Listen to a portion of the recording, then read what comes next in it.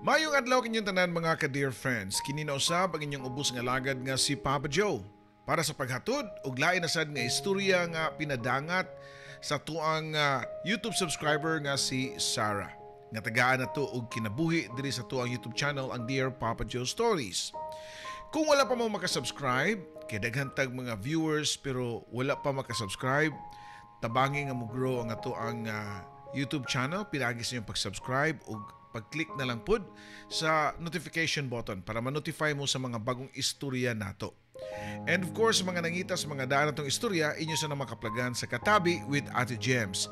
I-subscribe lang pod o click the notification button. And aging pag-support, kung what ninyo ni madungog ni atong istorya diri sa tuang YouTube channel, meaning to say, gi-upload ni sa lain, palihog lang tag-remind nga, na lang sa sila, i-comment lang dito nga, mananghid lang sa taon.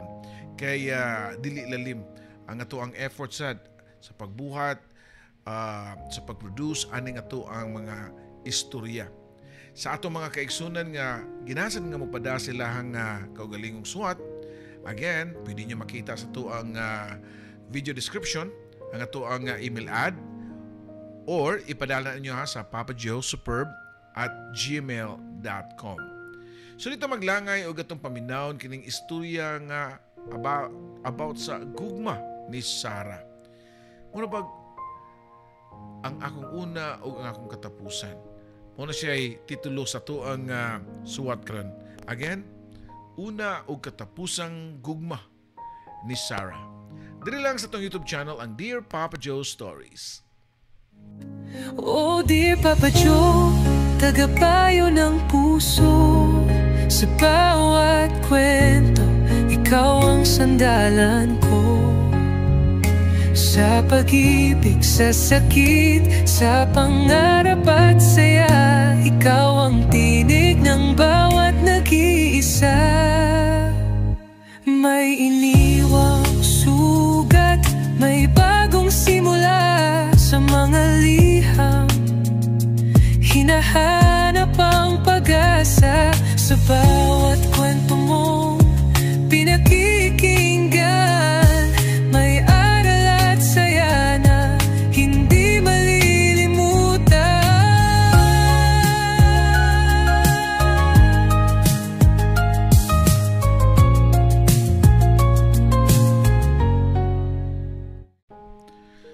Dear Papa Joe, tawagan lang ko sa pangan nga Sarah, 24 years old nga taga dinhi lang sa Cebu. Solid fan ko nimo, loyal nga listener sa mong YouTube channel. Papa Joe, kauban ti ka pirmi basta manglaba ko or manglimpyo sa balay. Or kung mo travel ko, na mga higayon nga napahila ko nimo sa mga storya nga imo ang gibasa. Pero daghan kay kog lessons in life nga ako nakatunan tungod nimo. And I'm forever grateful for that. Mao pa rason nga naagni ko nga isuwat sad nako ang akong love story sa title nga My First Love Will Be My Last Love. Or sa Bisaya pa, una o katapusan nga gugma. Gikan ko sa malipayon o giyano kayo nga pamilya. Di gyud ako makalimtan ang akong papa nga sungugan. Hasta ko mga igsuon, ako ang ilang kalingawan kada panihapon namo. Ang panihapon manggod namo more time nga magkatapok ming tanan. Sama niya itong usa ka gabi nga nagdungan mig pangaon. Ningon dayon ang akong papa nga, o di ay, nakita mi ni paring Germ, ganina. Dungan siyang pagpasiklap na ako. Kibawan ako asa padung ang istorya. Ang akong mama mo nitubag niya. Pare gyud, ingon pa ni mama. Oo, asam din na paingon. Di sa mong panagkumpare. Matod pa niya samtang nagkatawa o niya nagpasiklap diri kanako. Ang akong mga igsuon nangatawa na po sila. Samtang ako niyanto, kay lako na kay ko. Kay akong lay pirmi nila tabangan og sungog. May na lang kay gibadlong sila sa akong mama. Sakto na, kung kana gani imong anak magminyo og sayo, tan-aw na to og di ba ka masuko ha? Suko nga badlong ni mama nga to sa ilaha. Nganong masuko man ko? Nagkasabot naman mi ni pare. Bisan pa ugma dayon og minyuon na mo si Inday og si Dudong dyan. Matod pa ni Papa. Ingon ani gyud pirmi ang eksena kada panihapon. Ako rin makitaan pirmi. Unya ila day kong itupo kang dyan. Si John di ay Papa Joe ang akong classmate since daycare. Narami nagpuyo sa kabarangay ug silingan pod ang among balay.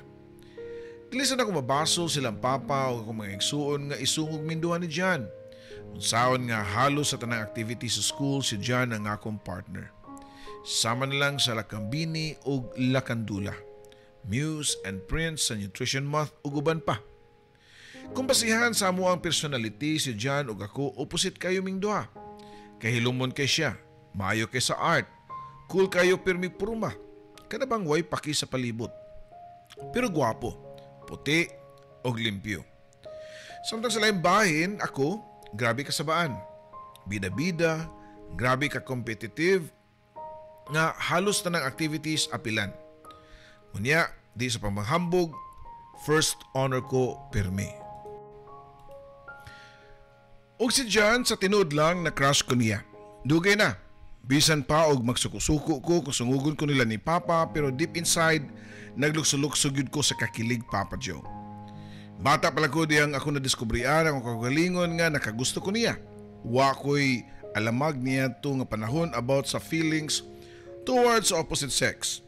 But ang akong gibati matag adlaw, every time nga makita na ko si John, nagpamatuod nga mao na gyud to. Magul ko kung mo-absent siya. O di ko ganahan, laing babae ang mapartner niya, kay gusto ko nga ako lang. Bata pala ko na kay baw ko o diskarte para magka-partner mi. Or maapil siya sa akong grupo. Ibalhin ang akong likuranan para inig-counting sa maestra, magkapareho may grupo ni John. Ingon anak ko, kapatay niya sa una. Fast forward to 2013, graduation na namo sa elementary, ako ang class valedictorian. Nakita na ko si John sa iyahang taas nga puti nga toga, shiny nga sapatos, ug naka-gel ang iyahang buhok. Guwapo kay siya. So pa ko nitindog para sa akong speech, simple ra kayo nako siya nga gitan-aw. Nitutok po siya nako dungan siya pag-smile. Kalami sa feelings, nawa ang akong kaangas, grabe ang gibati. Kurog, kulba, nga murag gusto na ko nga moadtog CR tungod lang sa smile ni John. Ug diyang time na para kantahon ang among graduation song, sige mi og tinutukay ni John. Unya gibati na akong kaguol dungan sa pangunahuna kung asa ka siya mag-high school. Usa pa nga ni Santop sa kunahuna kung ganahan basad ka siya nako. Or ako rin naganahan niya. Dako nung kalipay sa enrollment time kay nakita na ko si John nga nagpa-enroll pod. Makita pod gyapon ko niya. During sa high school days, mas nagka-close mi si John. Magkuy-kuyog min duha, padung sa eskwelahan unya inig pa mauli. Nagkadugay, nagkakumon na lang hinuon ang among treatment sa usa. Mong ako na lang gitug-an o gitun-an ang akong kagalingon nga kalimtan ang akong pagbati nga niya. Kay usa pa, daghan pug kaayo kog kompetensya kay daghang mga girls ang gaapas niya. Bisan pa og high school, kami ra gyapon pirmi ang i-partner sa among mga maestra. Sa tanang mga activities, sama sa kanta-kanta, mag-do it mi ni John. Mga drama-drama o role-playing kami gyapon. Hangtod hasta ang mga classmate mo apil na og panungog na among duha. Kay nganong di na lang daw namo tinuron ang among role-playing o drama-drama. Daghan po na moingon nga bagay ekonomi. Pero wa na ko isud sa akong nauhuna kay dugay na nakong gipapa si John sa akong kasing-kasing. Kay ba mo ko sa akong kaugalingon nga kung maglaom ko kang John walay padulngan kay super katorpe. Kinahanglan pa usa nimo iduso sa pader, usa pa mo buhat og moves. Sumoto para mawa completely si John sa akong nauna nanguyab kog laing lalaki. But after ko nakauyab sa laing guy, dito pod nako nabalitai nga napoy laing girl nga na-link nga to kang John. Na-surprise ko sa akong gibati nganong nasakitan ko. Mao di ay. Kaya nga kung feelings kang John, wa pagyud mawa completely. Siya pagyud di ay. Up to that moment, Papa Joe. Nagbuwag mi sang uyab, pero it's too late na. Kay nanay uyab si John. As in, open book na kayo sa among school ilahang relasyon. Pareho naming senior high ni ato og classmate pagyud mi. Ang akong lingkuranan na sa tubangan ni John. So obviously, naa siya sa akong likod pirmi. There were times nga sudlayon niya nga akong buhok gamit ang iyahang mga kamot. Huy, samo kay kada, matod ko pa nga to niya. While sige siya sudlay-sudlay sa akong buhok. Ako pa'y samok aniron Sarah. Gusto naman kong magmuka kang tao, kalkag kinay mong buhok ko. Matod pa ni John. So ingon adto mi ka-close o ka-at-ease sa usag-usa. Close friends only, why mali siya. During sa mga break times, musulti siya nako about siyang uyab. Maminaw ra pug ko.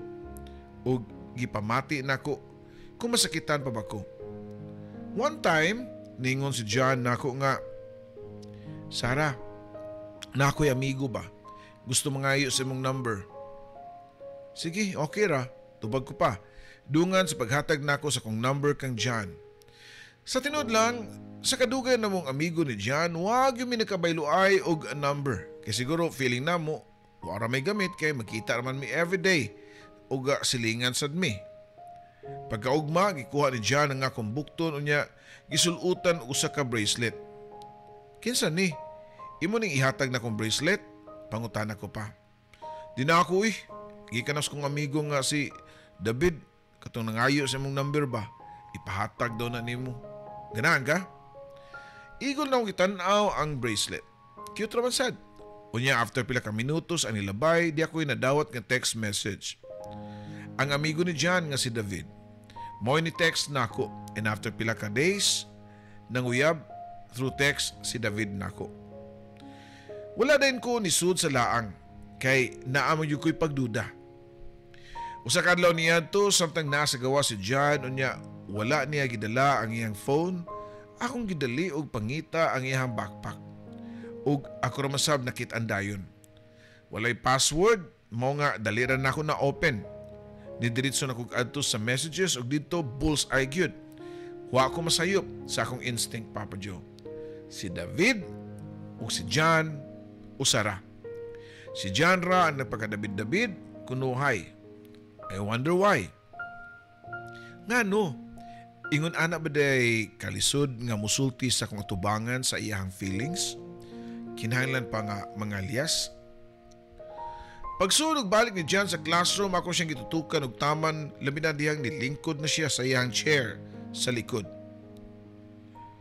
Hi David, kumusta ka naman? Murag natukan si John. Bisan ang nasakpan na pero di na ipagyapon. Hindi ako si David Laing tao na siya. Sigurado ka? Nako pa yung dial sa number ni David.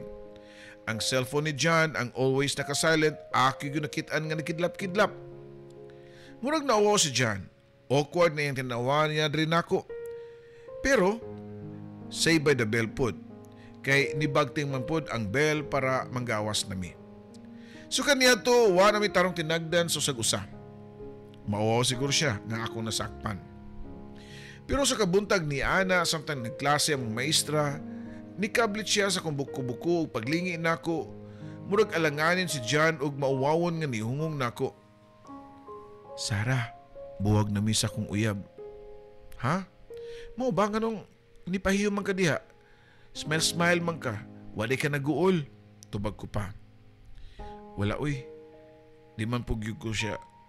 Dili man panggod siya akong gusto gud. Napugos naman ko ato kay siya may nanguyab na ako. Padayon pa nga hinunghungay na mo ni John para di madungog sa among teacher. Deep inside, murag na naglupad-lupad ng mga butterflies sa akong heart. Pero patay mali siya lang yapon ko. Ug wa ko nagpasabot nga to kang John. Sa sunod nga mga adlaw ni samot among closeness ni John kay magkuyog mi og lunch og recess. Kuyog na gani mi padung sa eskwelahan, kuyog na sa mi og uli. And this time, na may mga touching kay usahay, muagbay siya nako and every time niya buhaton na mga gestures, labi na nga mugunit siya sa akong kamot, puwerte yun akong kiliga, Papa Joe. Why kabutangan? Wala na mo gitago pa ang among mutual feelings bisan pa og atubangan sa among mga classmate. Sila gyud ang kiligon every time nga sudlayon ni John ang taas na kong buhok, gamit yung mga kamot nga mo'y iyang naandan nga buhaton sud sa classroom. Usa ka gabi niya to nag-text si John nako. Sarah, gipaludan ti ka nadawat nimo. Nireply po ko og yes nga nadawat nako. Nganong gipaludan pa man ko nimo nga sige raman ang tatagkuyog na paday lain topic nga istoryahan. Grabe akong ngisi, murag ni sud sa kong dunggan. Gikilig ko o gipangita nako ang akong mga kauban ang iyahang mga text. Daghan kayo, war na ko mabantay, kinang laba manggug ko. Silang tanan, mura sila pa og nasubraan kakilig. Iyang gipakita siya mga kauban ang mga text. Taod-taod lain na po nga text ang nadawat nako kang John. Sarah, pwede ko manguyab nimo? Murag di ko makaginhawa o kuwang na lang nga mukulaps ko sa kakilig. Pero at the same time, nagsugod na duda. Basin dili ni siya. Basin trip lang ni niya kay turpi biya kay siya. Karon pa, nga nagkagat siya. Pero ni-reply gyapon ko nga, so ganahan ka nako? Sure ka? Kabalo na ka manguyab? Ikaw gyud ni? Di ka ni si David? Or kinsa pa na diyang ubang nga di ingon nato? Pagkasunod adlaw, kabalo ko nga mausab ang tanan. Kabalo ko nga ma-awkward na pud mi. Tungod sa iyang text sa nakalabayng gabi. Pero, kay si John, sayo pa kayo sa buntag niabot sa mong boarding house nga murag why na tabo. Nagpa-as if lang sad ko nga wala ako ma-affected kay murag lagwa deep inside Papa Joe. Pero mas nikusugan nga akong heartbeat. Nag-flashback na ng sweet moments na mo sa una. Naglingkod naming duha sa pareho nga wala ka ba o sa himuon na mong topic. So, ingon ang siste. Manguyab siya nako sa text o chat. Pero kung nasa personal o garap-harapan na, mura man siya og maamang. Kompleto na og mga sweet messages sama sa ingat, good night, ikaw na ka. Pero wag yun sa personal, Papa Joe. Manghulam siya sa akong notebooks ko no. Kay naa siya na-miss nga mga topics. Pero pagbalik, nanay drawing nga mga Mickey Mouse, Minnie Mouse, nga mga paborito nako. Samtang magpakli-pakli ko sa akong science notebook, di ako nakitaan nga handwriting ni John. Ug pagtanaw na ko sa date, kay dugay na. Mao ni nakasuwat. Hi Sarah. Sorry nga, dili lang ko makapagawa sa akong tinuod nga feelings for you. The truth is, I love you very much. Dugay na. Sincerely, John. Pagkahuman ang magbasa sa iyang love letter nga nakasuwat ra sa akong kaguliyong notebook, nakapahinuktok ko. Hangtod kanus-a nga magsigi na lamig magpretend sa among kagulingon. Hangtod kanus-a nga kutob na lang mi sa text or chat mag-love-love pero di mi officially. Sumoto nga nakita ko igong kusog ug akong gipakita ni John ang love letter niya sa akong notebook. Nasiga ang mga mata ni John. Daang kauwaw. Imuhani di ba? Ay kung ina, mo deny na pug ka nga nakasuwat na magyud na ang imuhang name diha. Pangutana ko pa. Nasakpa naman siya mo nga niangkon na lang siya. So niangkon pug ka nga tinutoy mong gipanulti diha nga love ko nimo. Pangutana pa nako niya. Og nitando siya. Wa na ko nagpaabot pa. Og dagan pa si Kali. It was February 15, 2018 nga officially na kami ni John. Wag yung problema ang among relasyon kay nga kung papagmama og mga igsuon og mga amiga nako kay botoman kang John. Ang among first picture together nga printed was during prom. Grabe. Bagay kayo sa iyahang yang Amerikana. Mas nigwapo siya samot. Mo putong gabi ang una na mong kiss pero smack lang sa cheek pero gidiretso niya sa lips. Mao puto ang official kiss namo ni John. Dako gyud mabuhat ang love so sa kasudyante nga sama nako. Though na moingon nga makadaot ug makaguba sa grades kung mo-enter kag relationship, pero depende ra siguro sa tao, Papa Joe. Kaysa akong part, mas nikugi pa ko og study. One time, samtang nami sa sud sa classroom ni John, doon na siya gipang-recall nga nahitabo. Sarah, nahinumdum ka tong nipauli kag sayo kay gilantan ka? O nitando lang sab ko nga there were so many times nga nitabo nga muli ko kay di gyud malikayan nga masakit ko sa school. Sarah, Kibaw ba ka nga muli sa ko inigulit nimo kay sakitan sa ko sa kong ulo? That was the moment nga nakaingon ko nga connected gyud ta. Destiny gyud ta susag-usa. Oy, kasweet ni John. Happy kay ko siyang gingon nga uging ani among relasyon namo, Papa Joe. Nakaingon ko sa mga gulingon nga kung kibaw pa ko nga ingon ani ka happy di ay ang my love. May pa nga giyuyab na ko siya sa atong mga bata pa mi na pami sa elementary. Bitaw, joke lang. Of course, I do believe in sayings nga there's this right time or there's the right time for everything. May tamang panahon. Mo fast forward na po ta sa tuig nga 2019, Papa Joe, pila ka buwan na lang graduation na namo ni John. Excited at the same time, worried pa kay bawa namo nga di na siya makapadayon og eskwela sa college. Human sa mong senior high graduation, ako nakapainol ko og kurso sa college samtang si John na narbaho sa layo. Diha na ang laay.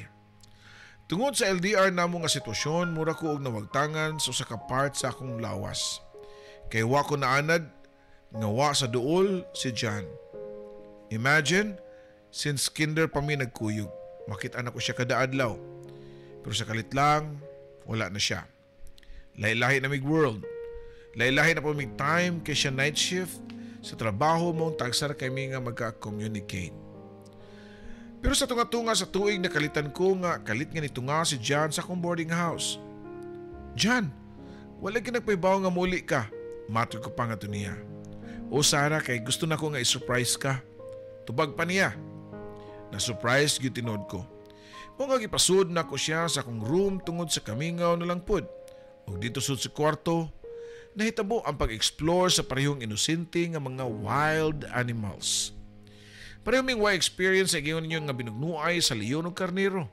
Pero bisan pa, wala mi alamag, natural naman.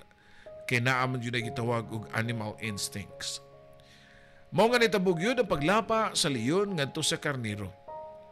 Nakapangutanan lang ko pagkahuman nga abi kubag nindot. Sakit man di ay. Human itong pangitabo nga di na ko makalimtan, nibalik na si John sa iyang trabaho. Unya, LDR na pud mi. Hangtod niabot ang time nga mag-OJT na ko og LGU. Tayasan from March 2 to June 23. Nagunaw na ako. Muli ka siya sa akong graduation kay wa man siya nag-mention bisan og gamay. Okay naman ta og dili, pero lahi ra gyud ang kalipay kung naa siya. Ang akong kurso di ay kay BSBA Major in Human Resource Development Management. Sa di madugay, mahuman na gyud ang ako mga challenges sa akong studies. Og nila pa lain na pud nga butang ang among atubangon like mga apply og trabaho and maybe magminyo. Nagkatawa na lang ko sa idea sa akong huna-huna. Wa ra po siguro ko maglisod-lisod sa akong pag-eskwela para magminyo na dayon. And beside, wa may gimension si John about minyo-minyo. 2 days before sa akong graduation, pictorial namo, niabot si John kay gusto ko na siya nga musaksi nga nagsuot na ko og toga samtang nagpa-picture. One night, nanangit si John sa akong parents kung pwede ba daw nga adto ko matug sa ilaha. Nisugot naman po ng akong parents. Diyang nanami sa iyang kwarto sa ilang balay ni John, nagtuon nagyud ko nga nilapaay na po ang among buhaton. Pero doon na siya gikuot siyang bulsa. Nakulbaan kong taman. Pagkakita na ko sa nigilak nga singsing. Sarah, nagwonder siguro ka no nga nung basta-basta ra nga nisugot sila si mama o papa nimo nga ari ka pakatulgon sa amo. It is because kibaw na sila. Actually, tanan sa tong pamilya, both sides. Kibaw nga karong gabi una, mo propose ko nimo.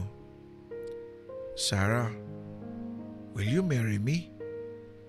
Of course. Unsa pa man di ay ang akong itubag. Yes na dayon. Gisuot ni John sa akong finger ang singsing og perfect fit sa ko ang ring finger.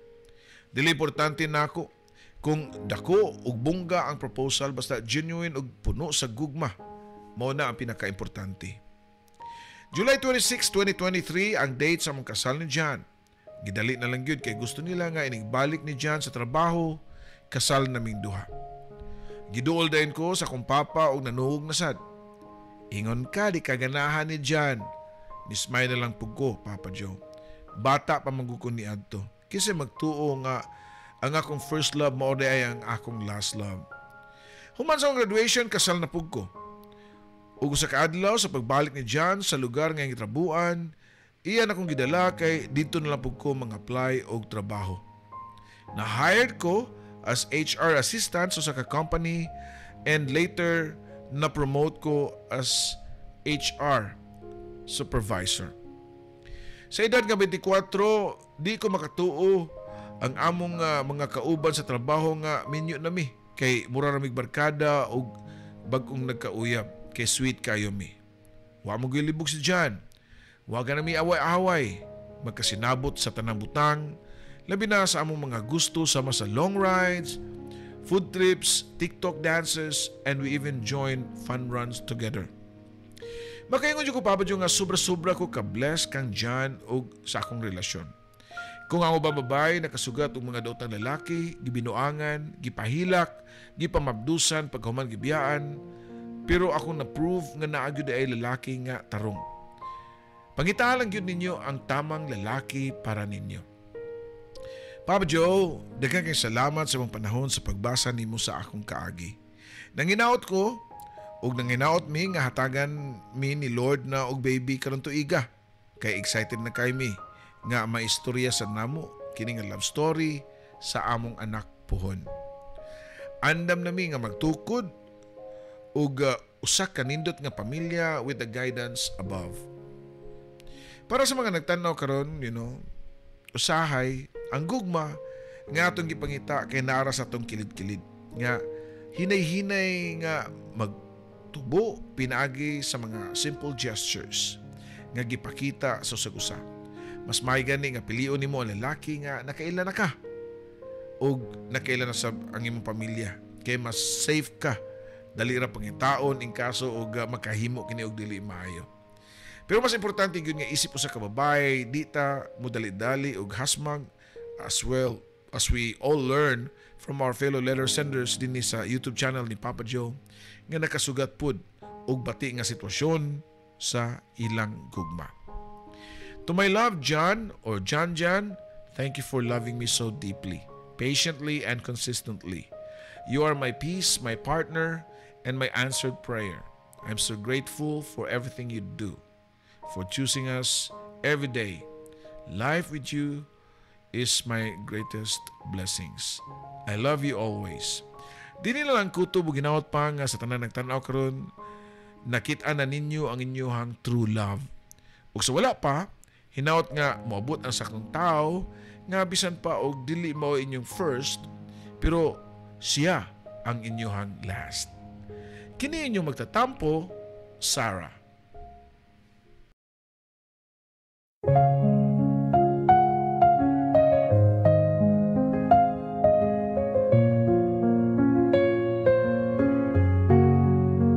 Sa bawat liham na aking sinulat, puno ng lungkot, saya at pangarap.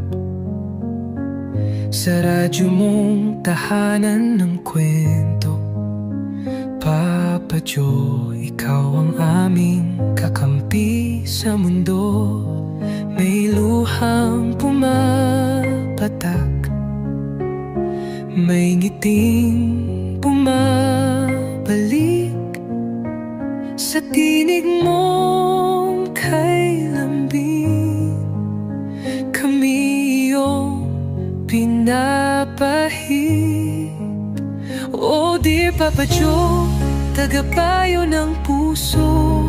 Sa bawat kwento, ikaw ang sandalan ko.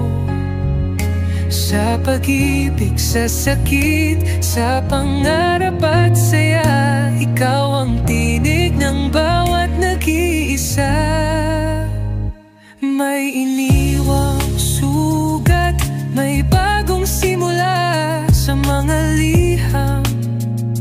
Hinahanap ang pag-asa sa bawat kwento mong pinakikinggan. May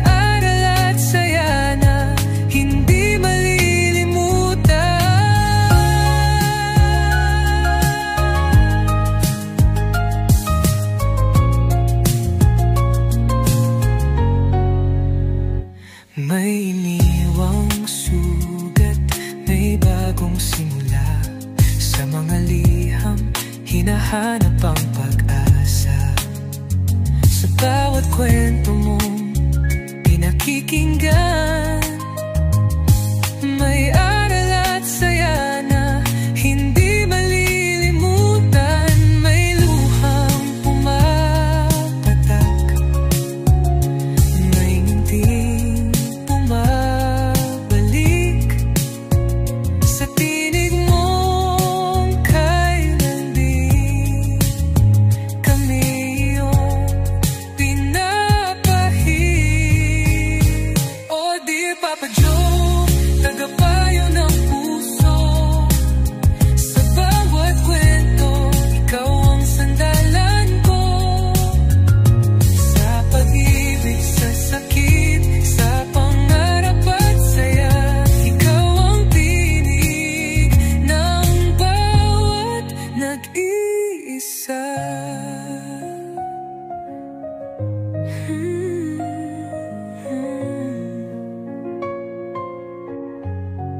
Sa alon ng radyo, tinig mong gabay, nagbibigay pag-asa sa bawat buhay.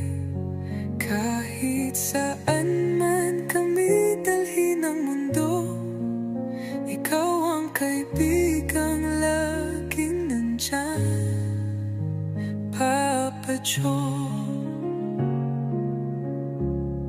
Oh dear Papa Joe, aming kaibigan, salamat sa kwento